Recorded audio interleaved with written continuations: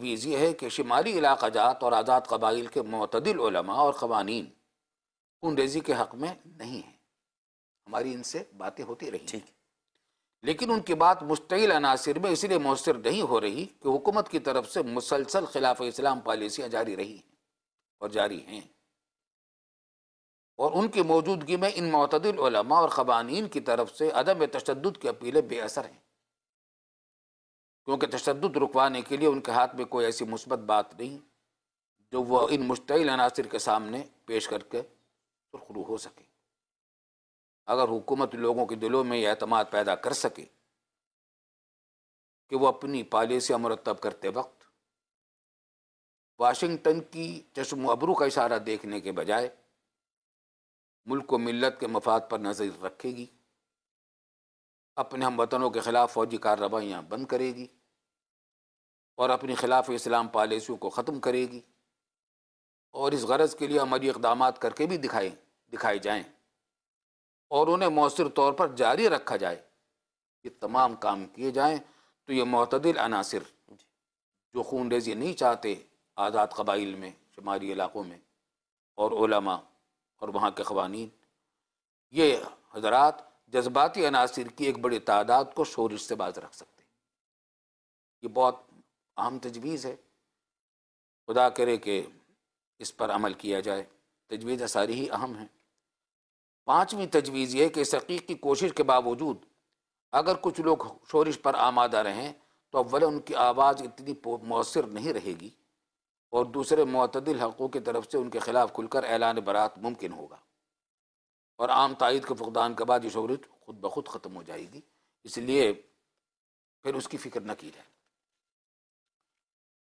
چھٹی تجویز یہ کہ بلوچستان کے لوگوں کے کچھ حقیقی مسائل اور مطالبات ہیں جو بڑی حد تک انصاف پر مبنی ہیں. ان مطالبات کو ملک دشمنی سے تعبیر کر کے ان کے خلاف فوجی آپریشن کسی طرح بھی دانش مندی نہیں ہے. وہاں کے رہنماؤں سے ایک مرتبہ پھر سنجیدہ اور بامعنی مذاکرات کا سلسلہ شروع کر کے وہاں کی شورش پر بھی قابو پایا جا سکتا ہے. ساتویں بات یہ ہے کہ پچھلے چند روز میں صدر مملکت کی طرف سے امریکہ کے بارے میں پہلی بار کچھ ایسے جرأت مندانہ بیانات آئے ہیں جو قومی غیرت کے عین مطابق ہیں، اور ان سے عوام کے دلوں کو کچھ حوصلہ ملا ہے. ان بیانات کو صرف لفظی بیانات کی حد تک محدود رکھنے کے بجائے ان کو آئندہ اپنی عملی پالیسی کی بنیاد بنانے کی ضرورت ہے. آٹھویں بات یہ ہے کہ ملک میں سیاسی استحکام اور مذکورہ بالا اقدامات کو مؤثر بنانے کے لیے قومی اتفاق رائے بھی نہایت ضروری ہے. اس اتفاق رائے کو حاصل کرنے کے لیے صدر مملکت کو پہل کرنی ہوگی. ان پر یہ فریضہ سب سے زیادہ عائد ہوتا ہے کہ وہ اپنی ذات سے بلند ہو کر تمام طبقہ خیال کے لوگوں کو جمع کریں، اور اگر اختلافات کو ختم کرنے کے لیے موجودہ سیاسی ڈھانچے میں جوہری تبدیلیاں کرنی پڑیں تو ملک و ملت کی سالمیت اور ملک میں سیاسی استحکام کی خاطر ان کو گوارا کریں. ٹھیک ہے. نویں بات یہ ہے، یہ بھی درخواست ہے، سیاسی رہنماؤں سے بھی ہماری درخواست ہے کہ وہ اس موقع پر ملک کو بچانے کے لیے سیاسی عداوتوں کو فراموش کر کے کم سے کم نکات پر متفق ہو جائیں جو ملک کی بقا کے لیے ضروری ہے. 10ویں بات یہ ہے، اور یہ بہت اہم ہے، یہ بھی بہت اہم ہے، کہ موجودہ تہ در تہ بحرانوں کے حل کے لیے ہماری دیانتدارانہ رائے یہ ہے کہ عدلیہ کو آئین کے تقاضوں کے عین مطابق بحال کر کے جملہ ماورائے آئین اقدامات کو منسوخ کیا جائے. ان مقاصد کے حصول کے لیے مناسب یہی ہے کہ صدر پرویز مشرف ملک و ملت کی خاطر مستعفی ہو جائیں.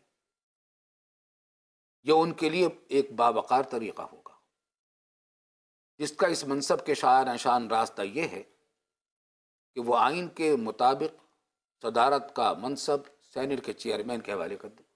یعنی مفتی صاحب، ان تجاویز کی روشنی میں یہ کہا جا سکتا ہے کہ علماء کرام ان کے استعفے سے کم کسی چیز پر متفق نہیں. بات یہی ہے، اور آپ عدلیہ کی بحالی پر بھی بہت شدت سے زور دیں. بالکل نہایت ضروری ہے. عدلیہ کی بحالی کے بغیر تو بات یہ کوئی ملک باقی نہیں رہ سکتا اگر عدلیہ بحال نہیں ہے۔ کفر اور شرک کے ساتھ حکومت چل سکتی ہے، ظلم کے ساتھ حکومت نہیں چل سکتی، بالکل ٹھیک۔ اور ظلم کی روک تھام سوائے عدلیہ کا اور کوئی ذریعہ نہیں ہے اس کے روک تھام کا۔ گفتگو ختم کرتے ہوئے ایک سوال میں آپ سے ایسا کروں گا جس کا ظاہر ہے کہ اس موجودہ تحریر سے کوئی تعلق نہیں ہے، لیکن گزشتہ دنوں آپ نے ایک فتویٰ جاری کیا تھا سلمان رشدی کے قتل کا کہ وہ واجب القتل ہے۔ قوم یہ جاننا چاہے گی اور ناظرین یہ جاننا چاہیں گے کہ آج بھی آپ اس فتوے پہ قائم ہیں؟ میں اسی پر قائم ہوں، واجب القتل ہے، واجب القتل۔ بالکل ٹھیک۔ میں بہت شکر گزار ہوں حضرت مولانا مفتی رفیع عثمانی صاحب آپ کا، آپ نے اپنے قیمتی وقت میں سے ہم سے گفتگو کی، وقت نکالا، بہت شکر گزار ہوں۔ شکریہ بہت۔ ناظرین کرام، آپ نے حضرت مولانا مفتی محمد رفیع عثمانی صاحب کی گفتگو سماعت فرمائی۔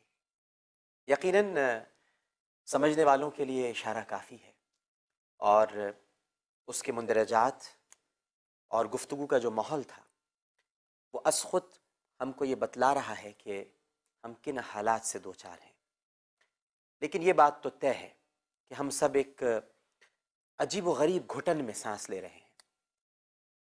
ماحول میں اس حد تک کثافت بڑھ چکی ہے کہ اب جب تک کوئی ایسا چراغ نہیں جلے گا یا کوئی ایسی مہک نہیں فضا میں پھیلے گی کہ جس سے دلوں کے اندر جو ہمارے درمیان ایسے جذبات پروان چڑھ رہے ہیں جس کا مفتی صاحب نے ذکر کیا کہ اب دل نہیں پھٹتا بلکہ ایسا کچھ ہو رہا ہے کہ انسان پھٹ رہے ہیں۔ پہلے تو دل پھٹ جاتا تھا، پہلے تو جگر پھٹ جاتا تھا، پہلے تو آنکھوں سے آنسو نکل پڑتے تھے، لیکن اب اتنا درد بھر گیا ہے کہ انسان پھٹ رہے ہیں۔ ہمیں ان انسانوں کو پھٹنے سے بچانا ہے۔ میں علامہ اقبال کے ان اشعار پر مفتی صاحب سے بھی اجازت لوں گا اور ناظرین آپ سے بھی۔ شراب کہن پھر پلا ساقیا، وہی جام گردش میں لا ساقیا، مجھے عشق کے پر لگا کر اڑا، میری خاک جگنو بنا کر اڑا، تڑپنے پھڑکنے کی توفیق دے، دل مرتضیٰ سوز صدیق دے، جگر سے وہی تیر پھر پار کر، تمنا کو سینوں میں بیدار کر، تیرے آسمانوں کے تاروں کی خیر، زمینوں کے شب زندہ داروں کی خیر، پلا دے مجھے وہ مے پردہ سوز کہ آتی نہیں فصل گل روز روز، وہ میں جس سے روشن ضمیر حیات، وہ میں جس سے ہے مستی کائنات، وہ میں جس سے ہے سوز ساز ازل، وہ میں جس سے کھلتا ہے راز ازل، اٹھا ساقیا پردہ اس راز سے، لڑا دے ممولے کو شہباز سے۔ اللہم صلی علی سیدنا مولانا محمد وعلی آلہ وصحبہ وبارک وسلم وصلی علیہ۔ دارالعلوم سے عامر لیاقت حسین کو اجازت دیجیے اس اپنے پن کے ساتھ کہ اپنا بہت خیال رکھیے گا۔ اللہ حافظ۔